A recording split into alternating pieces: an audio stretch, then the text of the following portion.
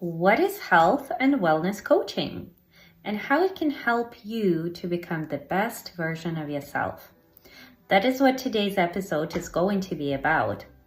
I will share a strategy that is widely used in coaching on goal setting that you can try to help you create a clear path forward. So stay tuned as I will be walking you through this strategy.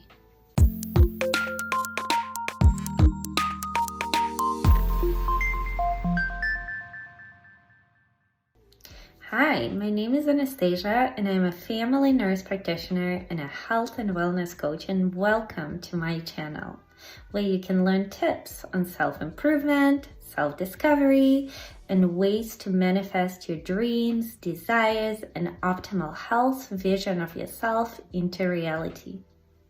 So let's start talking health and wellness coaching. First of all, as a medical professional with over 10 years of experience, I want to assure you that there's definitely science behind coaching. Coaching is rooted from a combination of several well-known evidence-based theories. Some of those include motivational interviewing, positive psychology, self-determination theory, cognitive behavior therapy, and many others.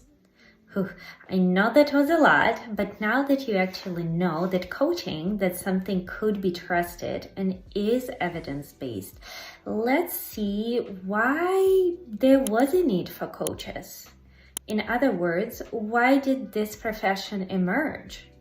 Well, imagine this. As a patient, you coming into your primary care doctor's office, for example, and your doctor is concerned with your blood pressure or your history of smoking, or perhaps the doctor wants you to lose some weight because they're concerned that there might be potentially some risks and complications associated with cardiovascular events. And so, as a good doctor, or as a good nurse practitioner or physician's assistant, or whoever that expert is that is concerned with your health during your visit, they would typically provide you a lot of information, a lot of evidence-based information, and the reasoning why is it so important. So you get a lot of information as a patient in a very short amount of time. And then as a patient, you're essentially told that this is that information, and you need to go home, and we will see you in a month. And so let's catch up and see where, what's the progress. And so then as a patient, you go home and you have this goal that was just unloaded on you, and essentially you have that current state where you are and where your doctor wants you to be. But how do you get there? That is where the coaches come in. So coaches are those missing links. They help clients, they help you get from the present state to your dream state. They're that side-by-side support. Actually, one of my clients brought this analogy that a coach is like that guide that helps you climb Mount Everest. They're with you every step of the way. Whatever the step, whatever the road might be. It might be that wild roller coaster. It might be a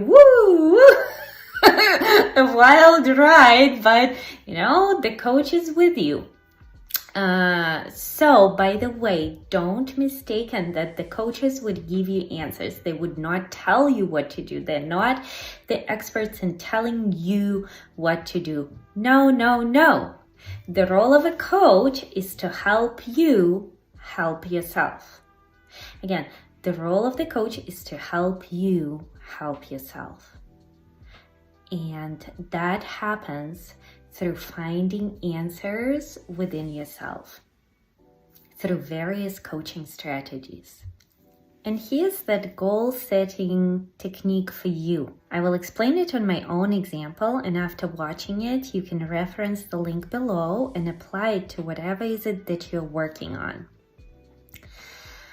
First of all, I want to say that whenever you have an idea or a goal forming in your head, just write it down. We have so many thoughts coming in our head, and it's so easy to forget, to miss the details. So writing it down will hold you accountable, will let you see the details that you need. And details are so important on the way to achieving your dreams. So whether it's piece of paper and a pen, whether it's notes in your phone, that works. And then asking yourself a very specific question: why is it important for you? Why is this goal important for you? For example, if my goal is staying in control of my emotions, when my son doesn't do his homework. So that's a goal, that the idea that came to me, and it is something that I want to work on.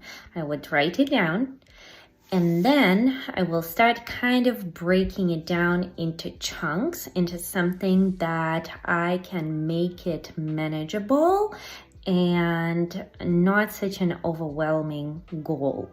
So for example, like I said, I will ask myself this question: why is it important for you? And so it is important for me because I want to bring more peace and quiet into our family atmosphere. And so if I'm in control of my emotions, I believe that will happen. After that, I would apply the SMART acronym to this goal. Each letter stands for something in SMART. S means specific. So right now the goal is very general, to stay in control of emotions, and a little bit down the road I will narrow it down to some behavior that I can do that would be very specific to that first idea of staying in control of my emotions. M stands for measurable. So measurable would mean, how am I gonna track my success? And sometimes I make those little boxes on my calendar, and then when I complete them, when I complete what I work on, I would do a check mark. So that is something measurable. A stands for attainable or achievable. Is my goal so far reached that I'm not gonna achieve it, or is it something doable? So for example, if I were to say that, by Thanksgiving, which is in 2 weeks, I am committing to staying in control of my emotions, I know I'm setting myself for failure. No, that would not be an attainable goal, achievable goal. R stands for relevant. So how is this goal tying up with other things that are important for me in my life? And so on that particular example that I'm working on and that I gave you, for example, staying in control of my emotions when my son doesn't do his homework is relevant because essentially I'm working on building a trusting relationship with my teenage son. And the last letter T is the time bound. Again, you want to give, a realistic amount of time for yourself to achieve this. Maybe, 3 months, 6 months, whatever is it that you're working on. And now everything that we wrote down, we're going to combine and actually bring it to the very first S, which is specific in the SMART goal. And so from the general idea of staying in control of my emotions when I check on my son's homework, I can come up with something like this. Prior to checking on my son's homework completion, I will meditate for 10 minutes on every school night for 3 months. I will track my progress by visual check marks on the calendar. There you go, guys. Hope you have fun applying this strategy in your own dreams, in your own goals. And if you would like to share with me if that was helpful in the comments below, or if you have any questions, that would be great. And thank you so much for showing up for yourself, for working on yourself, for acknowledging that desire. Until next week, thanks.